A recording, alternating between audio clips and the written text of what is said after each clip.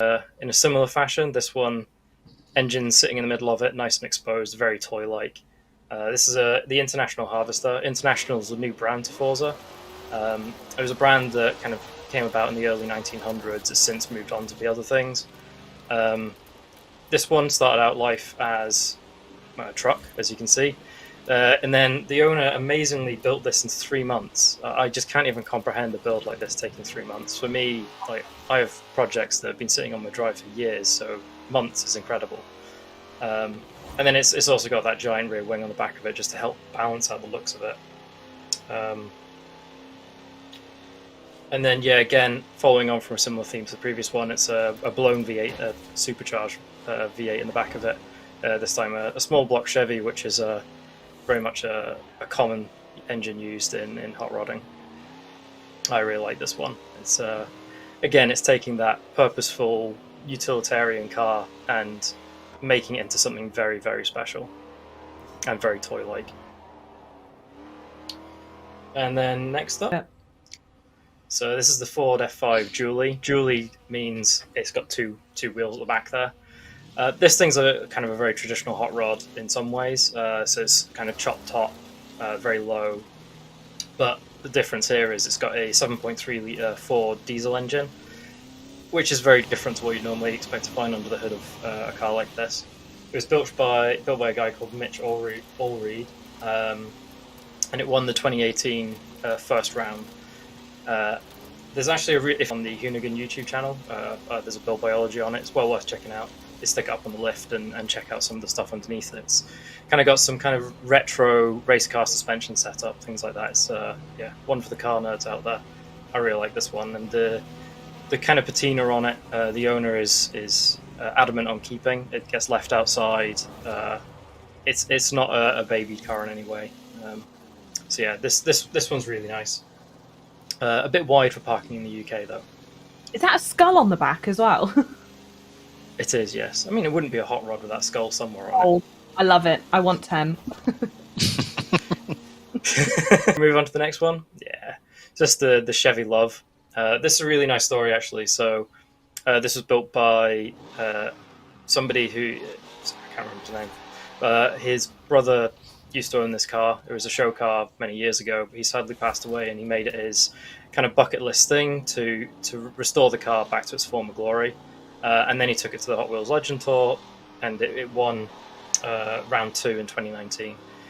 I really like this thing. I love it when anyone sticks an engine in the back of a pickup truck. Taking a very, very useful car and then putting the engine in the back of it, there's just something really naughty and very Hot Wheels-like. It's a very toyish thing to do. Yeah, I really love this one. It's the engine, for those curious, 392 supercharged Hemi. And then, again, kind of typical with hot rodding, it's running a lot of suspension from a Corvette underneath it, so it's doing its best to try and handle well, considering all the weight is on the back axle with that awesome big engine. So this was the 2019 overall winner. This car sort of moves away from the hot rodding theme, but it's very much a Hot Wheels for me. So as you saw earlier, it's been made into a Hot Wheels. The engine in the back of this, as you can probably guess from the name, 2JZ, is the 2JZ from the Supra, which is an engine I know not only our community know and love, but I think the world knows and loves it. Well known for huge amounts of power, which it's got here, 650 horsepower, and it weighs 780 kilos, 1,600 pounds, so it's insanely quick, this thing. Styled loosely on a jet fighter, more like a rocket ship for me with that amount of power to weight ratio. And it's very much inspired by early Bonneville salt flat cars, which were built out of old World War II bombshells that then stick an engine inside of because they're very aerodynamic, obviously. And then, yeah, we've got this amazing interior view with the orange tint, which we think is the only other car in the game which has a windscreen like this. There's another Hot Wheels car, which was the Rip Rod. So you can see on the back of it on the exhaust there, it's the exhaust is actually a vegetable strainer, or steamer even, that's hooked up to the throttle so it moves around. Yeah, absolutely lovely set of cars, all of which could easily be toys as well as real cars. So this is a Nash Metropolitan. Again, this is another 50s car. Nash is another new to Forza brand. They were around from the early 1900s and eventually disappeared around 1957 when they became part of AMC. I love this one as well. So this was I think this was the 2019 overall winner. So this will be getting made into Hot Wheels. This is really a toy to me. The way the wheels stick out, the dice on the carburetor on the front of it, it's very much form over function. I absolutely love it. Up front, we've got I think it's a 300 horsepower small block Chevy, which for these tiny little 165mm wide tires is great because it just roasts them, so it slides everywhere.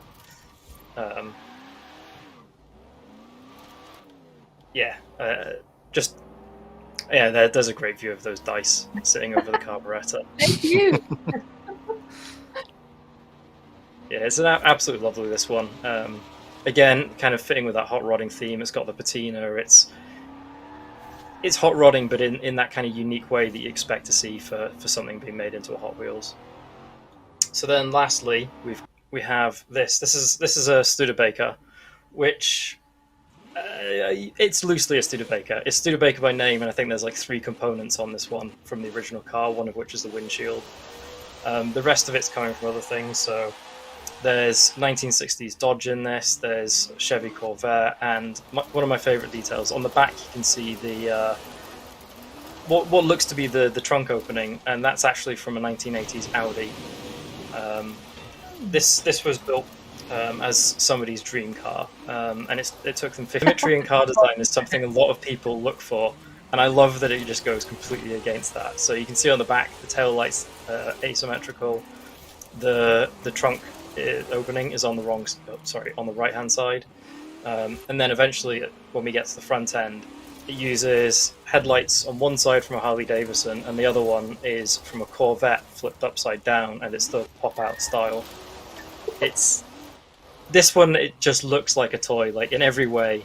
You can imagine a 9-year-old drawing this as something that they imagine. There it is. Look at those headlights.